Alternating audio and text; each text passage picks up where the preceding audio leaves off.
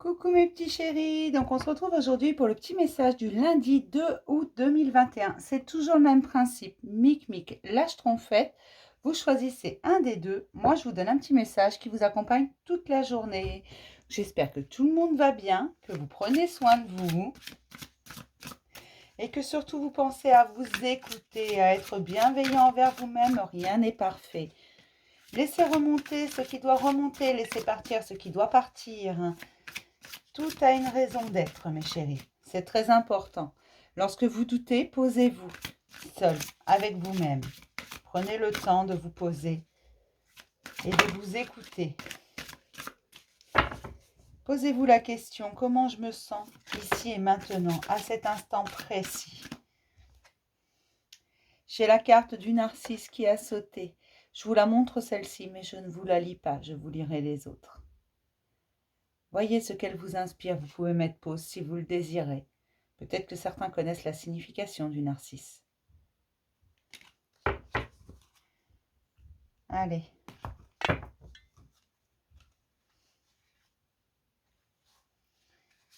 Pour Mic et pour ma petite trompette. On commence toujours par Mic, c'est un principe de base sur cette chaîne. Et vous le savez, pour ceux qui sont habitués, pour ceux qui viennent d'arriver, vous allez l'apprendre. On a la carte du champignon. Il me semble que je vous l'avais déjà lu, cette carte. Il me semble. On va regarder ce qu'elle nous dit. C'est une carte nourricière.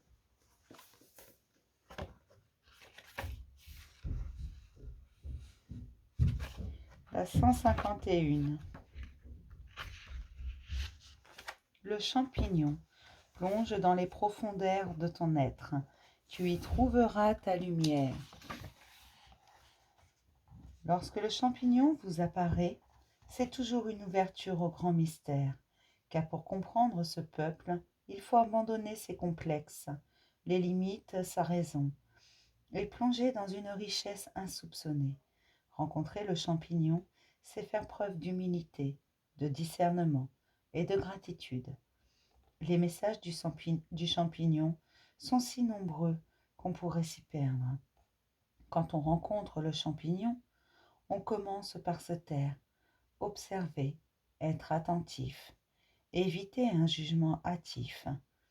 C'est pour cette raison que lorsque le champignon vous apparaît, il vous signale l'opportunité d'une initiation. La diversité des champignons reflète notre propre diversité. C'est pourquoi le champignon vous invite à regarder si vous êtes en paix avec toutes vos facettes mystérieuses. Il vous invite à plonger dans les profondeurs de votre nuit pour y trouver l'essence et l'inspiration. Vous intéressez-vous à votre perversion, à votre chaos intérieur, à votre goût du pouvoir? Êtes-vous conscient de votre force destructrice? Ce n'est pas en affichant sa lumière qu'on éclaire le monde, mais en plongeant et en acceptant notre ombre avec bienveillance. En vous accompagnant dans les zones sombres de votre personnalité, le champignon vous aide à en trouver le suc. Le champignon vous parle de reproduction. Il peut s'agir d'une difficulté physique à se reproduire, mais aussi à accoucher d'un projet. Recevoir la présence du champignon, c'est un cadeau, pourvu qu'on accepte sa magie.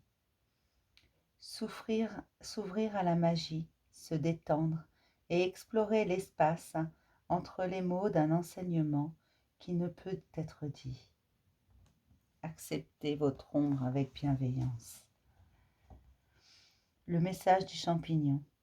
Sais-tu me reconnaître?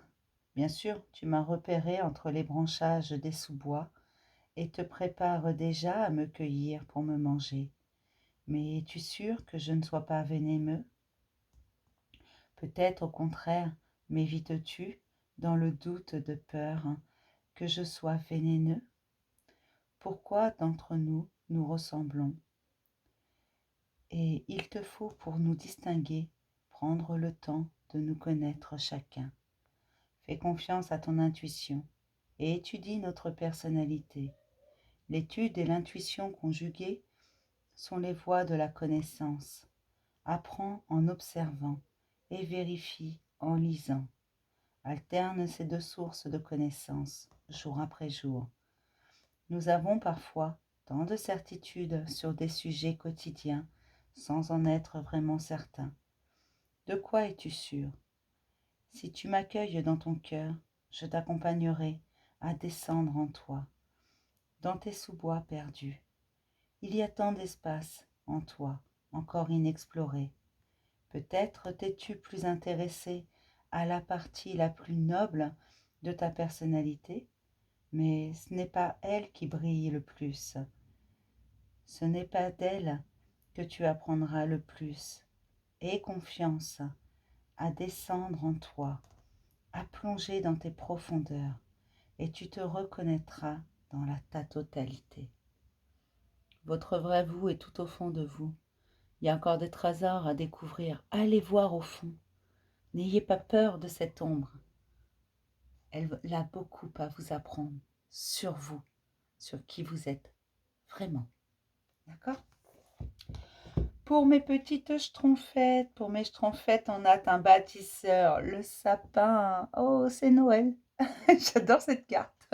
Juste parce que c'est un sapin de Noël, là. Qui a des cadeaux et tout. Je trouve que ça lui va bien.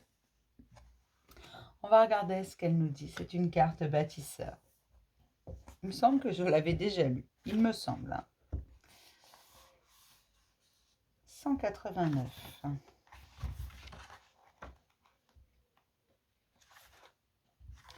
Le sapin. Dans la souplesse, la terre au ciel. Le corps à l'esprit. Dans la souplesse, danse ta vie. Lorsque le sapin vous apparaît, c'est généralement pour vous parler de simplicité, de facilité. Le sapin est un bâtisseur expérimenté. C'est un arbre souple qui ploie facilement et s'adapte sans difficulté. Il reste généreux en toutes circonstances. Ses branches reçoivent une grande quantité de neige et de glace durant l'hiver, ce qui lui permet de renforcer sa souplesse. Pour autant, son tronc est droit et totalement vertical. Se poser le dos contre un sapin, c'est faire l'expérience de l'ascension, car le tronc du sapin est pareil à notre colonne vertébrale. Lorsque nous sommes voûtés, l'énergie vitale, le ki ou la kundalini ne peuvent circuler librement le long de notre colonne vertébrale. Lorsque nous sommes trop tendus ou trop détendus, l'énergie ne circule pas davantage. Le sapin vient nous rappeler que la clé de notre réussite repose sur l'alignement de notre verticalité.